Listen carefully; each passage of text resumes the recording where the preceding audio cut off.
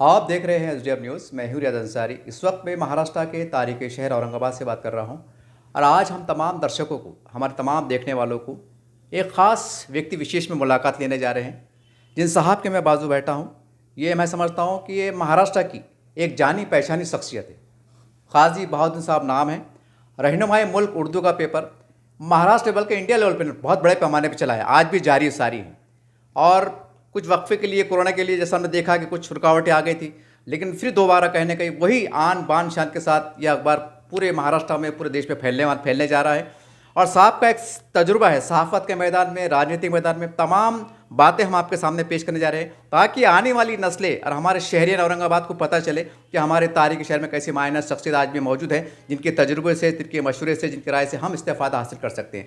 चंद यही पहलुओं को हम गुफ्तगू करने जा रहे हैं। सर, मेरे चैनल में सबसे पहले आपका स्वागत है। हाँ। और मुझे मालूम पड़ा कि आप दोबारा फिर जो है तो अखबार आन बान से शुरू करने जा रहे हैं, इंशाअल्लाह। तो सोचा कि मैं आपका तारुफ, वैसे आप तारुफ के मोहताज नहीं, फिर भी नई पीढ़ी को सामने आ जाए, इस नज़रिए से मैं आपसे गुफ्तगू करने जा रहा हूँ। अच्छी बात। तो आपकी ज़बानी थोड़ा सा तारुफ पेश कर दीजिए अपना आप। मेरा अपना जी, हम्म, छोड़ दी हाँ। मसला। अब मैं डॉक्टर काजी बहाउद्दीन मुतवत्तिन शोगों ज़िला अहमदनगर, जी और तकरीबन 1970 से मैं यहाँ रह रहा हूँ औरंगाबाद जी प्रॉपर पे। जी और 1971 में मैंने औरंगाबाद में रहनुमाए मुल्क अखबार शुरू किया। जी जब से अखबार चलते रहा, ज़करिया साहब का दौर था, जी उनको भी काफ़ी ने इलेक्शन के ज़माने में उनकी मदद किया।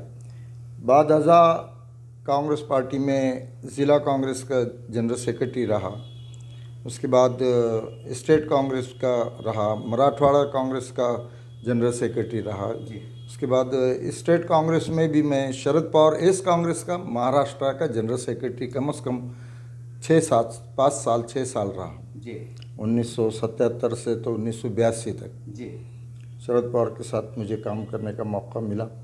82 के बाद मैं जो है रुक कर एक 83 में, मेरा ख्याल है 82 में, 83 में मैं ऑल इंडिया कांग्रेस कमेटी, मैंने राजू जी के साथ मैंने फिर काम शुरू किया। जी तो राजू जी के साथ रहते हुए डिस्ट्रिक्ट ट्रेनर बोलकर भी आज तक के ने, जैसा उनके ऑर्डर के मुताबिक जो है तो वो दायमी जनरल सेक्रेटरी डिस्ट्रिक्ट का है, तो वैसे है। लेकिन मैं बरसों से, उनके इंतकाल के बाद बरसों से कांग्रेस में कुछ काम नहीं कर रहा। लेकिन सर्टिफाइड एतबार से उन्होंने जो डिस्ट्रिक्ट ट्रेनर बनाए और उनको जो सर्टिफिकेट दिए पूरे इंडिया में, हर ज़िले के एक डिस्ट्रिक्ट ट्रेनर को, तो वो दायमी जनरल सेक्रेटरी का पोस्ट है वो। वैसा देखा जाए तो आज भी मैं कांग्रेस का दायमी जनरल सेक्रेटरी के हैसियत से डिस्ट्रिक्ट जनरल सेक्रेटरी है। लेकिन मैं अभी इस वक्त कोई यानी दूरी इख्तियार किया। हाँ, दूरी इख्तियार किया हुआ, किसी और पार्टी से कोई जॉइंट नहीं है। लेकिन एक ख़ानदान के एतबार से मैं काजी हूँ, और खुसूसियत से मेरा ख़ानदान सूफ़ी हमीदुद्दीन नागौरी से हमारा ताल्लुक़ है, उनके सिलसिले से मैं रखता हूँ। और सूफ़ी हमीदुद्दीन नागौरी जो है तो ये हज़रत उमर रज़ी अल्लाह ताला अन्हु के सिलसिले से है। तो इस एतबार से मैं फ़ारूक़ी ख़ानदान से ताल्लुक़ रखता हूँ। माशाअल्लाह। हाँ, और शोगों तालुक़े के अंदर वहाँ के कई तकरीबन 500 साल से 600 साल से मेरा ख़ानदान काजी बोलकर उस ताल्लुक़, अहमदनगर ज़िले के 3-4 तालुक़े के, जिसमें शोगों, पाथरडी, नवासा वगैरह ऐसे सब आते थे। उस क़ज़ात हमारी तरफ थी। क़ज़ात के मायने इंसाफ का मामला था, क़ज़ात के मायने शादी पढ़ाना वगैरह ये नहीं है, मुंसिफ़ की हैसियत से काम करते थे। उसी दौरान में उसके बाद शाहजहां का दौर आया। बादशाह शाहजहां, मुग़ल शाहजहां। तो शाहजहां शोगों में आए। वहाँ से रहते हुए उन्होंने अहमदनगर के जो निज़ामिया हुकूमत थी चांद सुल्ताना के बाद जो दूसरे आए थे, तो वो उनके साथ उनकी लड़ाई हुई और उन्होंने अहमदनगर वहाँ रहते हुए जीते हैं। अहमदनगर की हुकूमत यानी औरंगाबाद वगैरह सारा उसी अहमदनगर के अंडर में उस ज़माने में। तो उस दौर में उन्होंने पूरे दक्कन के अंदर शाहजहां ने एक ही मस्जिद बनाई हुई है जो मेरे वतन पर है। बड़ी ख़ास मस्जिद है, पत्थर की बनी हुई। और उस मस्जिद को उन्होंने बनाने के बाद हमारे ख़ानदान के उस वक्त जो मुल्ला बुरहान उस वक्त हमारे घर पर क़ज़ात करते थे, उनके हवाले किए और उनको खादिम के हैसियत से उनकी तरफ वो मस्जिद की खिदमत हमारे ख़ानदान की तरफ दी गई। और इस एतबार क़ज़ात तो चली आई जी। अब मस्जिद की भी खिदमत हमारे पास रही। अब ये यहाँ पे औक़ाफ़ बोर्ड उधर वगैरह कुछ था नहीं, हम ही चला रहे थे, लेकिन बीच में अब औक़ाफ़ बोर्ड आ गया है तो वो उसको इसमें रजिस्ट्रेशन के वास्ते दी गई है जी। तो वो रजिस्टर हो गई है। सर एक सवाल ये तो आपका तारुफ आपने पेश किया, आपने अपने माजी के कुछ, सर आप सहाफ़त के मैदान में हैं, आज की सहाफ़त को मतलब पहले की सहाफ़त में और आज की सहाफ़त में आपके तजुर्बे की रोशनी में आप कैसा देखते हैं, कैसा पाते हैं? सहाफ़त तो उस पर ज़्यादा कहने की वो दिल कह नहीं रहा। यानी एक बहुत ही यानी तकरीबन 100% से उसको 35% पर आ गई। तो मियार गिरा है उठा? एकदम गिर गया। कैसे नहीं गिरा? देखो आप देखो ना, बहुत ही बुरी तरीके से बुरा हाल है। हमारे दौर में तो ऐसा नहीं था, तमाम अखबार वाले भी बहुत बड़े पैमाने पर हर कोई अखबार वाले अपने उससे काम करते थे जी। वो एक उनका एक मुकाम था जी। वज़ीरों में भी मुकाम था, सियासी लीडरों में भी मुकाम था, वो उनकी इज़्ज़त उतनी आला होती थी। आज वो बात नहीं है, आज वो बात सर आप जैसा आपने कहा कि मैं कांग्रेस का जनरल सेक्रेटरी रहा, राजीव गांधी, गुलाम नबी आज़ाद ज़माने के उसमें से है आप, शरद पवार साहब का आपने नाम लिया। मुझे ये बताइए कि ये तो सहाफ़त की बात होगी, अब साबिक़ा यानी आपकी दौर की राजनीति सियासत और आज की सियासत को आप किस निगाह से देखते हैं? हद से ज़्यादा गिरी हुई सियासत आज जो चल रहा तो मुल्क को यानी ज़वाल पजीर करने के हालात पैदा हुए। ऐसा इसकी वजूहत क्या मानते हैं? या हमारे पास लोग सही नहीं रहे कि नज़रिया बदल गया, क्या मफाद परस्ती आ गई? नहीं, मफाद परस्ती नहीं है। अब तो ये 10-12-14 साल से जैसे 2014 से जो हालात मुल्क में है जी, ये हालात बहुत ज़्यादा भयानक है जी। ये सिर्फ मुसलमान, मुस्लिम, गैर मुस्लिम ये इनके नुकसान की नहीं है, पूरे मुल्क के लिए नुकसान की। जी। समझे ना? इससे कोई यानी बहुत बड़े पैमाने पर हालात ऐसे ख़राब हो गए हैं कि अगर ये जल्द न सुधरे, सुधारा नहीं गया या न सुधरी ये हालत और इसी अंदाज से और अगर आगे हालत रही तो ये मुल्क बहुत भयानक हालात से गुज़रने वाला है। इसकी यानी अब ज़्यादा बताने के बजाय क्या है कि ये एक दौर ऐसा होगा कि इसके बहुत ख़राब हालात आएंगे और वो उसको आज मैं नहीं कहना चाहता, भयानक रहे। सर जैसा आप पहले कांग्रेस पार्टी से वाबस्ते थे और कहीं ना कहीं आपने इशारा दिया कि मैं आज भी कांग्रेस के एक मजबूत सिपाही की तरह जुड़ा हुआ हूँ, मुझे बताइए कि काफ़ी बाबरी मस्जिद की शहादत के बाद काफ़ी उतार चढ़ा हुआ है। अगर मैं महाराष्ट्र की बात करूँ, औरंगाबाद शहर की बात करूँ, तो यहाँ पर एमआईएम ने मुसलमानों को का दिल जीतने में कामयाब हुई बोलिए या उनके अंदर में जो भी है कि एतमाद बढ़ाने में कामयाब हुई है। तो जैसा कि आप सीनियर भी हैं, तो ये उतार चढ़ाव, ये मुसलमानों के अंदर ज़हनी बदलाव को आप कितना फ़ायदेमंद है या कैसा देखते हैं आप? मुसलमानों में चढ़ाव उतार की बात हालात के तहत ये जो फ़िरक़ा परस्ती के हालात जो आए हैं जी, तो उसकी वजह से ये ऐसी जमातों को जो जमातें अपन ने शुरू की है तो बहरहाल कुछ ना कुछ नज़रिया मुसलमानों का तो ऐसा होगा ना कि भाई हमारा कोई है जी, इस एतबार से उनकी तरफ हमारा वजूद है या हमारा कोई है बोलने वाला।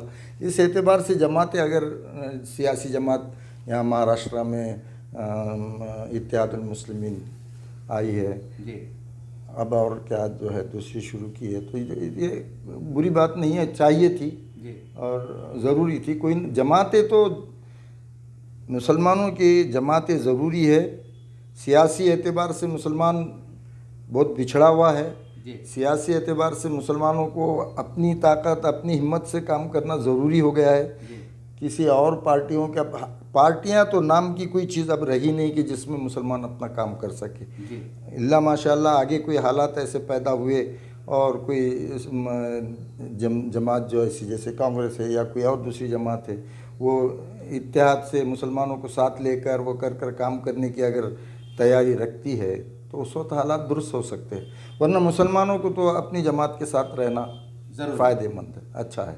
सर, आज ये मौजूदा हालात में जिस तरह से सियासी पार्टी खास सेकुलर पार्टियों में तोड़ फोड़ चल रही हैं, पाले बदल रहे हैं, दल बदल रहे हैं, तो आज एक तबके के अंदर ये आवाज़ ही बुलंद हो रही है कि फिर क्यों ना हम बीजेपी से डायरेक्ट मज़ाकरात करें, बावक़ार तरीके से हम उनसे दोस्ताना ताल्लुकात करें। आप सीनियर हैं, इस हलचल को कैसा देखते हैं आप? डायरेक्ट भाजपा से दोस्ताना ताल्लुकात? दोस्ताना ताल्लुकात तो रहना चाहिए, नहीं, क्या ये फ़ायदेमंद है? फ़ायदेमंद है। फिर अगर इनसे मुसलमान जुड़ते हैं तो फिर आपको लगता है नहीं कि सियासी पार्टियों को नुकसान पहुँचेगा सियासी एतबार से? नहीं, क्यों, उन्होंने सुधर जाना चाहिए। अच्छा। उन्होंने सुधर जाना चाहिए। अगर पार्टियों को, अब बहुत बुरा हाल है, अब ये जो पार्टियां हैं, अब आप देखो ना हालात, जी। इस असेंबली इलेक्शन के बाद के सूबे के हालात क्या है। बहुत ही अब आज का नया मामला क्या है। आज की तारीख में उद्धव के पास से भी लोग चले गए। जी। यानी ये जो है बहुत भयानक हालात है। लोग जो इंतखाब होके आ रहे लोग जो है, तो ये एक बहुत ही गिरे हुए अंदाज से काम कर रहे हैं। सिर्फ माली एतबार से डरे हुए है, ऐसा बोले तो चलेगा। कुछ एतबार से ये सब जो है, तो इन्होंने पुरानी अपनी ज़िंदगी के अंदर जो जो खराबियाँ करी हुई है, उसका उनको डर है, और उस डर का फ़ायदा बीजेपी उठा रही है। सर, एक सेकुलर पार्टियों पे एक इस तरह के इल्ज़ाम लगते हैं कि सेकुलर पार्टी से वाबस्ता जो भी मुसलमान रहे, जैसे उसमें आप भी शामिल हैं, कि यहाँ पे तमाम सीनियर लोगों ने मुसलमानों की फलाह बहबूद के लिए ज़्यादा कुछ नहीं किया, एक चेहरा बने रहे, नुमाइशी चेहरा, ऐसा आरोप लगते हैं। तो क्या आपको लगता है कि वाकई ये बात में सच्चाई है? नहीं, बहुत ज़रूरी है। देखा जाए तो नेशनल लेवल के ऊपर मुसलमानों की एक जमात होनी चाहिए। जी। ऊपर के लोगों ने दिल्ली से जो है हमारे कायदीन है नेशनल लेवल के, जी। इन्होंने मुत्तफिक होकर आज के हालात में एक जमात तैयार करना ज़रूरी है।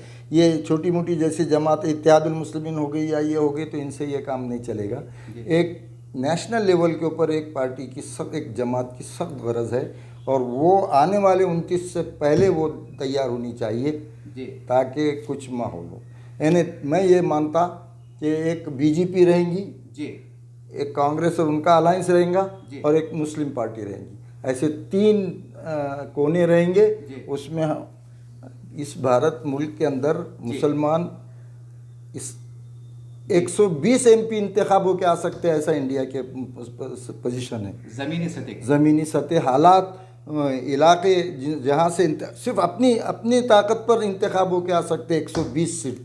मैंने पूरा एक अंदाज़ा लगाया, कई मतलब इतनी उम्र में मैं कहीं यूपी भी में गया, पंजाब गया, मध्य प्रदेश गया, गुजरात गया, राजस्थान गया, आंध्रा तो हमारा दिल्ली हैदराबाद तो अपने रिश्तेदार वगैरह रहते, तो हमेशा जाता, तमाम हालात वाक़िफ़ है। दक्कन में समझो मैं कर्नाटक के हद तक, सिर्फ मुल्क के एतबार से केरला और तमिलनाडु नहीं जा सकता, वरना देश के मुल्क के तमाम सूबों में मैं देखा। दौरा पटना रहा, सिर्फ आसाम नहीं। सर, लेकिन जैसा एक बात है, जैसा आपने कहा कि मुसलमानों की अपनी पार्टी होना चाहिए, लेकिन फ़िरका परस्त ज़हनियत के जो लोग होते हैं, अगर मुसलमान पार्टी बनाते हैं तो वो कहते हैं कि फिर ये नई मतलब एक ताकत बना रहे हैं। बिल्कुल गलत है। हमारे को ये ज़रूरी है, बहुत पहले से चाहिए थी, अब तो बहुत ही ज़रूरी हो गई, बिल्कुल होनी ही चाहिए। और मैं इसके लिए नेशनल लेवल पर दौरे कर कर बड़े बड़े उलमाओं से सबों से कोशिश करने वाला हूँ, मिलने वाला हूँ। और नेशनल लेवल के ऊपर अभी वैसे देखा जाए तो दिल्ली में मीटिंगें होती रहती, बड़े बड़े लोग, मैं अक्सर देख रहा हूँ कि मीटिंगें हो रही है, सबों का वो उस तरफ नज़रिया है, रुझान है, लेकिन तय नहीं कर पा रहे। लेकिन मुझे यकीन है कि अनकरीब में आज के जो हालात है, जो हमारी मुस्लिम लोगों से यानी जो वो हो रहा है, उनकी मारपीट हो रही है जगह जगह पे, अब तो ज़्यादा बढ़ गया। इस महीने 2 महीने में तो और ज़्यादा हो गया, हर मुल्क में, हर सूबे में, हर ज़िले में। तो ये हालात ज़्यादा ख़राब हो गए, तो इसका तो कोई जवाब तो ज़रूरी है। इसका जवाब सर, सवाल ये है कि मुल्क के सदस्य, आपने कहा कि मुसलमानों की, जैसा एक MIM में मुस्लिम नुमा पार्टी हैं, और एक इस्लाम पार्टी की भी आमद हुई है अभी महाराष्ट्र में। आप भी इंडियन मुस्लिम कॉन्फ्रेंस के बानी में से हैं। आप भी एक बहुत सियासतदान, आपके रजिस्ट्रेशन के लिए गई है मुझे इंडियन मुस्लिम कॉन्फ्रेंस, जब से 2009 में मैंने तैयार किया। लेकिन यहाँ बड़े पैमाने पर दूसरी और पार्टियाँ इतनी शुरू हो गई कि वो, और हालात इस किस्म के थे कि बस लोग कांग्रेस की तरफ थे जी, बस एक तरफ झुकाव था, उससे हटने को तैयार नहीं थे। अलग अलग पार्टियों में हमारे, अब देखिए, अब हम ये जो आज पार्टी हुकूमत कायम हुई है, 30% आवाम की वोटिंग पर कायम हुई, और 70% मुल्क की आवाम की जो वोटिंग है वो बिखरी हुई है, वरना ये नहीं आ सकती थी।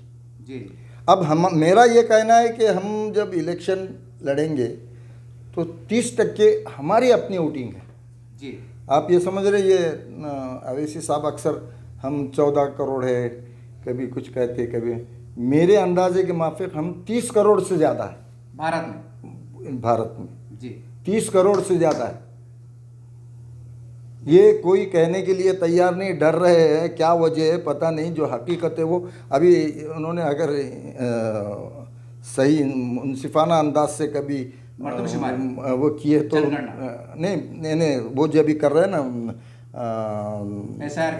SIR नहीं, ये जो अभी बहुत 10-20 साल के बाद जो आबादी की नहीं आती, आबादी का जो वो उन्होंने शुरू किए, तो उससे पता चलेंगे अगर उन्होंने मुनसिफ अंदाज से ईमानदारी से अगर उन्होंने करे तो हम 30 करोड़ लोग हैं। और ये जो इनका धमकी है उनको निकाल देंगे, ये ऐसी सब बातें सुनने के बाद थोड़ी सी हंसी मालूम होती है जी। ये तो बहुत भयानक। और हमारे लीडर जो है तो आवाम को डराने में उतरे हुए, आवाम को ताकत देना या उनकी हिम्मत बढ़ाना, उसके बजाय हर उस तकरीर के अंदर यहाँ इतने हो गए, यहाँ वो मार दिए, मुसलमानों की हालत ख़राब है, और उनका अरे कुछ नहीं है, मुसलमान अपनी जगह पे मजबूत है, तुम बिगड़े हुए, लीडर बिगड़े हुए, तुम कुछ अपनी जगह पे सुधरे हुए नहीं है। आवाम चाहती है कि हम मजबूती से काम करें, लेकिन वैसे लोग उनके पास नहीं आ रहे।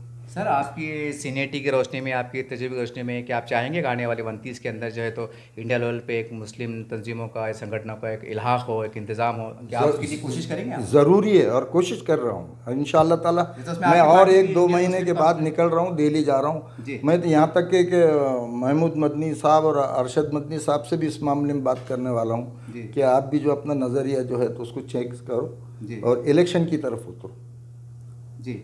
आने वाले 29 से पहले अगर आप डायरेक्ट, आपकी जमीयत उलमा उसमें नहीं आती, हरकत नहीं है, उससे ज़रूरत नहीं है, लेकिन अगर कोई सियासी तंजीम बन रही है तो उसका सपोर्ट करो, अंदर से उसकी ताकत दो, मजबूती से काम करो, इसके यानी बिखर मत जाओ, बाजू मत हट जाओ।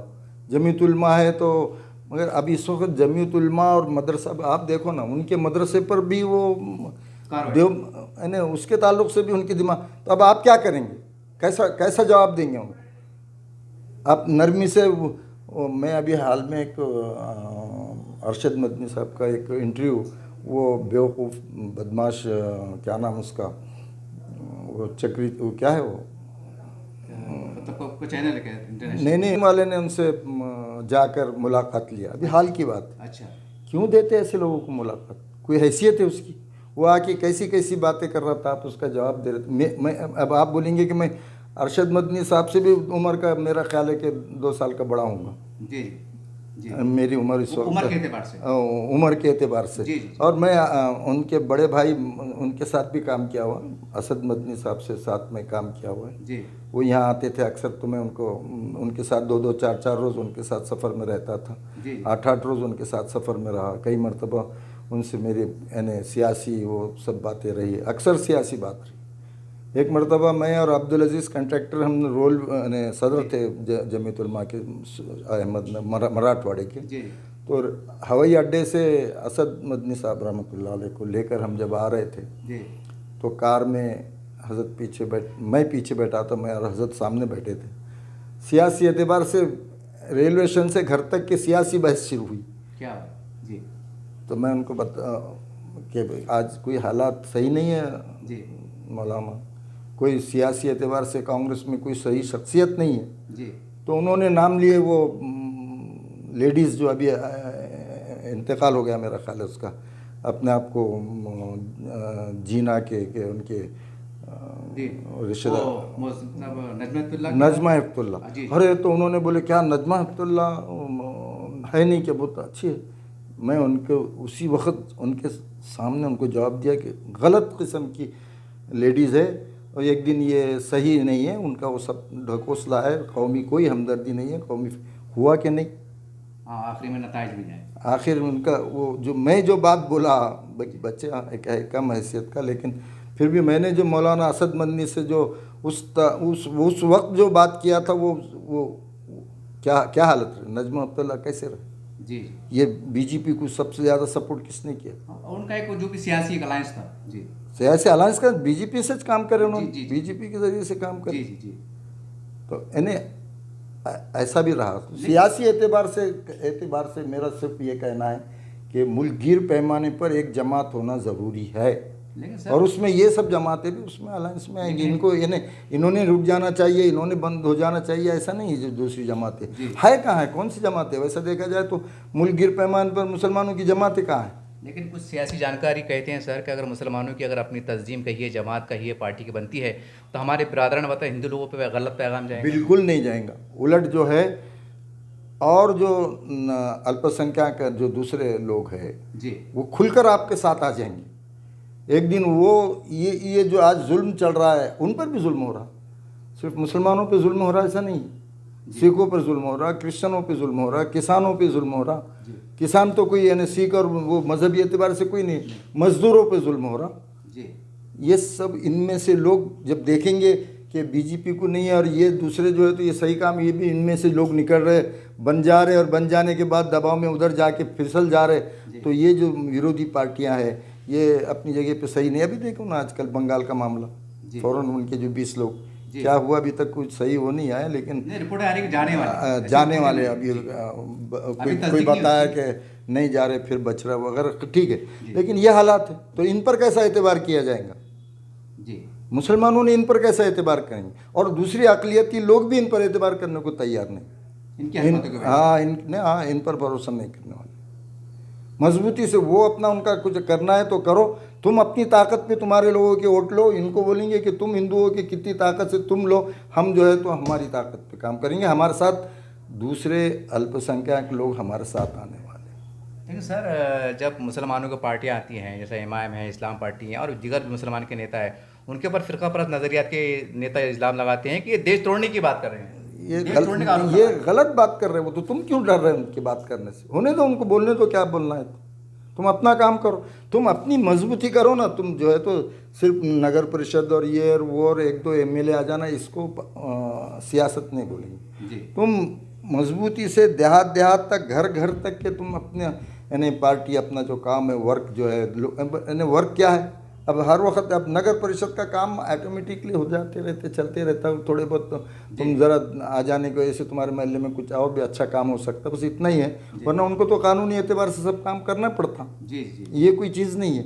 हमको तो सोचना ये है कि मुल्क के एतबार से पार्लियामेंट और असेंबली में क्या हो रहा है, इसकी तरफ तवज्जो देना चाहिए। तो वो पार्लियामेंट और असेंबली में, तो पार्लियामेंट में कम से कम 100 सीट हमारे इस आने वाले 29 में आना ही चाहिए, आ सकते हैं। मैं लिस्ट बना के दूंगा पूरे मुल्क के अंदर कौन सी जगह से आ सकते हैं। सर लेकिन एक बात है कि हमारे पास जो बिरादरान वतन, इसको हम हिंदू भाई कहते हैं, वो कहीं ना कहीं उनका नज़रिया आज हिंदुत्व की तरफ तब्दील हुआ गया है। सवाल ये, एक बड़ी मेजोरिटी माइनॉरिटी की तरफ कैसे आएंगे? हमें उनके पास जाना पड़ेगा ना। बड़ी मेजॉरिटी नहीं, अच्छा मेजॉरिटी, अच्छा क्या है मेजॉरिटी? कौन बड़ी मेजॉरिटी है? भाई 100 करोड़ हमारे हिंदू भाई कहते हैं। अरे वो तो गलत कहते हैं, उनको क्या, वो 40 करोड़ 40% है वो सिर्फ। बाकी आबादी सब किस्म की है। अच्छा, दलित भाई है, सब दलित भाई है, क्रिश्चियन है। अभी आप देखो कर्नाटक के अंदर जो मजहबी वो है, 7 करोड़ लोग हैं वो अकेले। क्या है वो कास्ट, कौन से कास्ट, कौन सा मजहब है उनका? कर्नाटक का 7 करोड़ है जी। क्रिश्चियन कम से कम 6 करोड़ है जी। ये 4 करोड़, कम से कम 4 करोड़ सिख है, और क्रिश्चियन 6 करोड़ है। 10 ये हो गए, 17 ये हो गए जी। हम 30 है, कितने हो गए? लगभग 50-52 हो रहे जी। इस मुल्क की अकलियत अक्सरियत है। बहुत बड़ी बात करी आपने, बहुत बड़ी बात करी। हाँ। दोहरा दीजिए सब, क्या बोले आपने? इस मुल्क की अकलियत अक्सरियत है। अगर मिल जाए, हाँ मिल जाए तो अक्सर है ही अक्सरियत। अब वोटिंग पर देखो ना आप, 70% वोटिंग इस हुकूमत को नहीं मिली जी, 30% पर आए वो, क्योंकि ये बिखरे हुए थे जी, इनकी वो जमा नहीं हुआ ना, बिखरे हुए वोटिंग होने की वजह से उनकी सीट में, और वो पूरे के पूरे एक साथ उनको 30% मिलने की वजह से उनकी हुकूमत बन गई। सर देश के अंदर जिस तरह से मुसलमानों की आबादी का आपने जिक्र किया, जैसा फ़िक़्हा परस्त जहन के जो लोग होते हैं वो ये कहते हैं कि बांग्लादेशी या पाकिस्तानी बड़े पैमाने पर घुसपैठियाँ हो चुकी हैं, इसलिए मुसलमानों की आबादी ज़्यादा दिखाई देती है। कैसा मानते हैं आप? कैसे हो सकता है? कैसे घुसपैठी कितने, अगर बांग्लादेश के घुसपैठी आए भी तो कहाँ वो मशरक़ी बंगाल से मगरबी बंगाल में कुछ आ गए होंगे। अच्छा। बंगाली दूसरी तरफ आपको कहाँ नज़र आते, और दूसरी तरफ जो बंगाली नज़र आते तो वो ये मगरबी बंगाल के हैं मुल्क में। अब उनको हक नहीं है सब तरफ फिरने का, बिल्कुल है, वो तो हमारे वतन ही है। वतन है उनका, तो वो लोग नज़र आते हैं उनको तुम बंगाली कह रहे। बांग्लादेश अब मुंबई में से जो लोगों को उन्होंने पकड़े वो मगरबी बंगाल के हैं, जी जी। लेकिन उनको बता रहे वो मशरक़ी बंगाल यानी बांग्लादेश के बता रहे। तो ये तुम कुछ भी किसको रोहिंग्या कितने आए, क्या रोहिंग्या है, कितने आए वहाँ से? कुल रोहिंग्या का करोड़ों आ गए, क्या करोड़ों की आबादी तो भी थी क्या? जी जी जी। वहाँ उनकी आबादी कुल कितनी थी मुसलमानों की? से 10-20 लाख 25 लाख 50 लाख की थी, और क्या है, 1 करोड़ भी नहीं थी टोटल आबादी वहाँ की। उसमें से मतलब कुछ इधर हाँ, 2-3-4 लाख से ज़्यादा कोई आए नहीं, तो उसमें बहुत से बांग्लादेश में बैठे और ज़्यादा यहाँ आए, थोड़े यहाँ आए जी, तो भी काफ़ी बड़े पैमाने पर बांग्लादेश में ठहरे हो। तो ये एकदम गलत बात है। ज़्यादा से ज़्यादा 3 से 4 लाख लोग यहाँ आए होंगे जी जी। उसको अगर आप 2 करोड़ 4 करोड़ बता रहे, तो तुम बताने के लिए तो तुम जो चाहेंगे तुम्हारे ज़बान से तुम बोल रहे हो, उसका जवाब देने वाला कोई नहीं जी। इस वक्त। इनके हर सवाल का फौरी जवाब देने वाला मुल्क में दूसरी पार्टी का कोई नहीं। तो शायद ये वजह है कि बात बढ़ती जा रही। वो बोलते जा रहे, मीडिया उनका साथ दे रही, आवाम में उनकी बातें चल रही, आवाम ये समझ रही कि हाँ ये हकीकत है। जब मीडिया इस बात पर उतर गया, जो हुकूमत बोल रही उसको सच है वो ये बोलने पर, अगर तो सबसे बड़ा मामला यहाँ इस वक्त ये है कि मीडिया को खरीद लिया गया हुआ है। सर एक जैसा आपने कहा कि मुसलमानों की, फिर मैं सवाल पे आ जाता हूँ कि हमारी एक जमात होना चाहिए या सियासी पार्टी होना चाहिए, कि इस सिलसिले में आप जो है तो अबू आसिम साहब है, हमारे अपने असद हफीज़ साहब है, इस्लाम पार्टी के ज़िम्मेदार है, जो भी तुम्हारे, क्या इनसे आप खैर सगाली मुलाकात करेंगे आने वाले वक्तों के अंदर? हाँ करेंगे ना, क्यों नहीं करेंगे। हाँ, इनसे कोई मुखालिफत नहीं करेंगे हम। इनका अपना काम अच्छा है, जो करने का है करने तो, कम करे होंगे ज़्यादा करे होंगे, अच्छा कर रहे होंगे ख़राब कर रहे होंगे, लेकिन इनकी ज़रूरत है। आज तो मैं कहीं नहीं है जी, तो जो है उन्हीं की मैं तारीफ करूँगा। हाँ, उन्हीं की मैं तारीफ़ करूँगा। जब मेरा प्लान जो है उस एतबार से मैं जब काम करना चाहते हैं, इनको भी साथ, हम सब साथ मिल के काम करेंगे आने वाले वक्त। लेकिन मैं मुल्क गिर काम करने का इंडिया लेवल पे। हाँ, मैं ये जो है तो, या फिर सूबे में मजबूती से और मुल्क गिर वहाँ जो बड़े बड़े लोग मिलेंगे उनकी क़ियादत में काम करूँगा। मैं कोई कायद नहीं। हाँ, सूबे के हद तक तो अलबत्ता मैं इंशाल्लाह बड़े पैमाने पर काम करूँगा। आज एक नई नस्ल जो जिन्होंने सियासत में दाखिला हासिल किया है, नई नस्ल, तो आपकी तजुर्बे की रोशनी में उन्हें नई नस्ल, नए लीडर, युवा लीडरों को आपका पैगाम क्या है, एक मशवरा क्या है नए हालात में? बस नए नौजवान मुसलमानों को तो ये कहूँगा कि हमारे अखलाक, हमारे हालात, उसको पहले दुरुस्त करो। आज मुसलमानों की हालत सिर्फ औरंगाबाद शहर नहीं, पूरे महाराष्ट्र में मुल्कगिर पैमाने पे हमारे नौजवान एक तो दीन से हटे हुए हैं जी। कम पैमाने पर सिर्फ इतना आता है, जुमा हो गई तो कुछ ज़्यादा हो जाते, ईद हो गई तो बड़े पैमाने पे नज़र आ जाते। जी। क्या है, फ़र्जियत है, नमाज फ़र्ज़ है जी। अगर इस मुल्क में मुसलमान, ईद वाजिब है, ईद की नमाज वाजिब है जी, और फ़र्ज़ नमाज फ़र्ज़ है जी, 5 वक्त की नमाज़ें फ़र्ज़ है जी। हर मुसलमान जब इस पर अगर उतर जाए तो 5 वक्त इनको पुलिस खड़े करना पड़ेंगी। इतनी मतलब है ना भाई, अरे जो ईद के रोज़ जो गड़बड़ रहती है वो 5 वक्त नजर आएंगी ना। हाँ, उस वक्त इनका क्या हाल होगा अगर आ जाए तो? नहीं, तो ये तो फ़र्ज़ है ना, ज़रूरी है ना। अगर ये इस पर अगर हम उतर जाए, जी जी, हम जो है तो सुन्नत पर अमल करने वाले उतर जाए, हर नौजवान सही दाढ़ी रखे, उसूल से रहे, अच्छे अमाल करे, गैरों के साथ भी अच्छे रहे, खुसूसियत से गैर लोगों में जो दूसरी अक़लियत है या अक्सरियत है जो भी है उन पर भी जुल्म होता है। अक्सरियत वालों पर जुल्म नहीं है, मराठों पर जुल्म नहीं है जी। मराठे आज की पोजीशन में मराठों पे जुल्म है, उनको आरक्षण नहीं मिल रहा बराबर। नहीं, और अजीब किस्म के जुल्म है उनके साथ, क्योंकि वो मराठों को जो है तो उन्होंने इस सूबे के अंदर दबा दी है जी। मराठा जो है, यशवंतराव चौहान के ज़माने में जो मराठा ने काम किया जी, वो बात आज नहीं है जी। एक शख्सियत थी जो मराठों की, जो सबको लेके चलते थे। जी यशवंतराव चौहान के ज़माने में तो 35, 30, 27, 28 ऐसे एमएलए रहते थे महाराष्ट्र में। 4 या 5, 6 मिनिस्टर रहते थे हमेशा, मुस्लिम मिनिस्टर। जी अभी हर जहाँ अभी इस वक्त महाराष्ट्र में आज भी अगर तुम कोशिश करो तो 30-35 एमपी एमएलए आँखी बंद करके आ सकते, आँखी बंद कर सकते क्या आ सकते हैं, ऐसे हालात है। लेकिन तुम कुछ भी नहीं कर सक रहे। 10 साल से ये पार्टी आई है, उसने वो ऐसा किसी किस्म का कोई काम किया नहीं। औरंगाबाद से हट कर कोई बहुत ज़्यादा काम नहीं किया। मालेगांव अक्सरियत का मुकाम देखे वहाँ जाके, ये ऐसा नहीं चलता। तो आपने तो हर जगह काम करना चाहिए था। अगर हर जगह आप काम करते तो नहीं भी अगर आपके आज इंतखाबों के आते, आने वाले हालात में ये लोग तुम्हारे पास, दूसरे लोग तुम्हारे ऊपर वो समझ कर बैठे होते कि इनकी ताकत का इस्तेमाल हम कर सकते, तुम्हारे तले वो आकर तुम्हारे सामने तुमको आज वो उसमें नहीं ले रहे, उनके अलायंस में नहीं ले रहे। इसकी वजह से कि तुम्हारी ताकत क्या है सब जानते जी। उसकी वजह से नहीं ले रहे। सर आपको लगता है कि प्रकाश अम्बेडकर साहब जो एक अम्बेडकर घराने से आते हैं, बड़ी शख्सियत है, तो क्या उनके साथ मुसलमानों को अपना अलायंस करना चाहिए? वो तो करना चाहिए था। अब मामला एक मर्तबा तुम उनके साथ जुड़ गए थे तो हालात अच्छे हो रहे थे। अच्छा। तो थोड़ा उनको जो है तो पार्लियामेंट इलेक्शन के बाद असेंबली इलेक्शन में उनसे तुम जब दूरी इख्तियार करे तो उस शख्स के नज़र में मेरे ऐसे दूर से वो तो उसकी वजह से बात भी आई है, उसने अपनी तकरीर में बोला भी है कि मुझे धोखा दिए जी। तो वो एक किस्म का जो मुसलमानों का जो एक वो रहती है कि उन्होंने जो बात किसके साथ की है, किसी को दोस्ताना में साथ दिए तो उसको निभाना चाहिए। अपने को कम फ़ायदा हुआ तो हरकत नहीं, उनको ज़्यादा फ़ायदा हुआ तो, लेकिन अपना साथ उनको मिल रहा और उसकी वजह से मामला बढ़ रहा। अगर उस वक्त ऐसा करते तो 30 से 40 एमएलए दोनों पार्टी के मिल के रहते थे। तुमको 20 मिलते थे, उनको 40 मिलते थे। मतलब एमआईएम मस्जिद की बात कर रहे हैं। हाँ, यानी एक हालात आ गए थे, वो एमआईएम हो कोई भी हो, मुस्लिम पार्टी मैंने मुसलमान और वो दोनों एक साथ आ गए थे जी।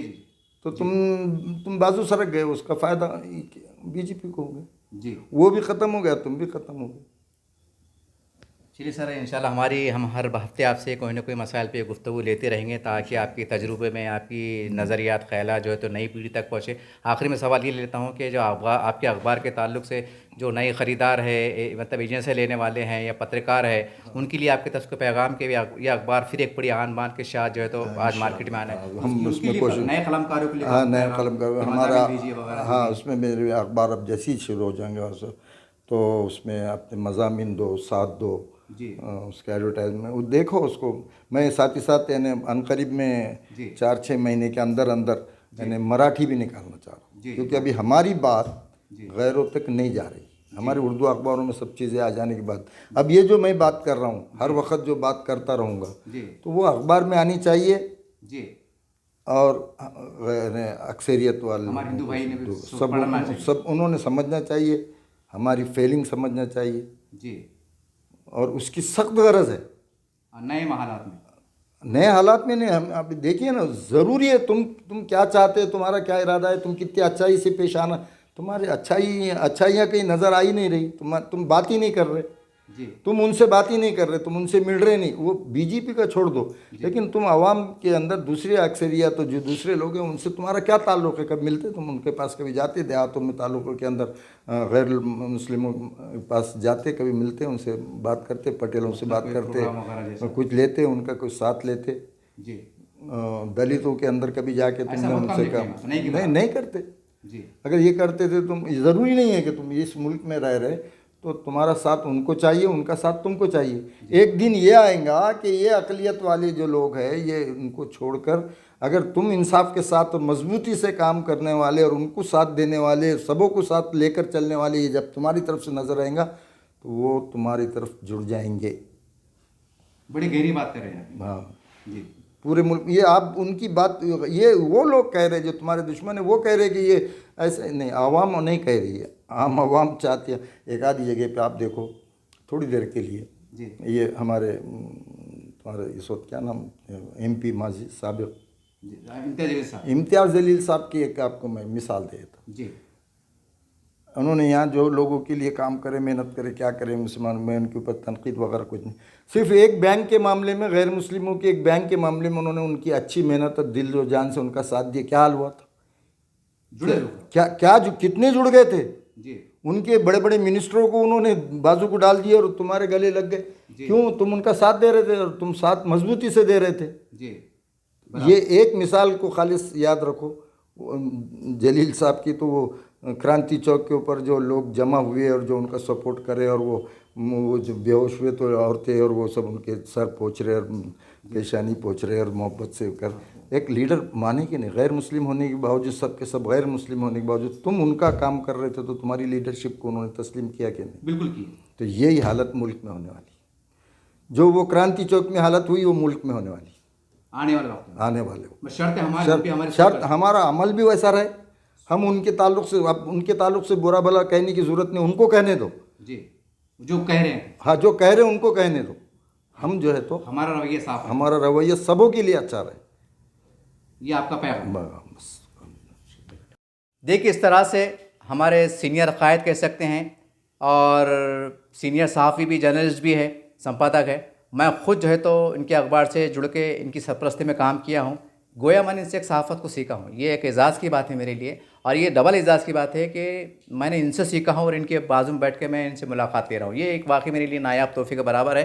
बहरहाल हम आने वाले वक्तों में मुख्तलिफ़ मसाइल के ऊपर काजी साहब से हम गुफ्तगू लेते रहेंगे, ताकि इनके तजुर्बे की रोशनी में एक हमारे जो नई नस्ल है, नए लोग हैं, इनके ख़यालात से आशना हो सके, इससे फ़ायदा उठा सके। यही मकसद से गुफ्तगू की गई है, और ये पैगाम देना तक रहनुमाई मुल्क एक बार फिर रहनुमाई मुल्क यानी हमारे मुल्क की रहनुमाई करने जा रहा है, एक अखबार की शक्ल में, उर्दू अखबार की शक्ल में, मराठी अखबार की शक्ल में। तो आइए तमाम कलमकार इस अखबार से जुड़िए, साहब के दफ्तर पर आइए, और जैसा भी हम जुड़ के काम कर सकते हैं एक पत्रकार क्षेत्र में, इस ऑफिस पे, शाहगंज के ऑफिस में है, ये शाहगंज मार्केट में, यहाँ पर एक छोटा सा मंदिर है निज़ामी रोड के ऊपर, उसके ठीक नीचे तलघर में ये ऑफिस है।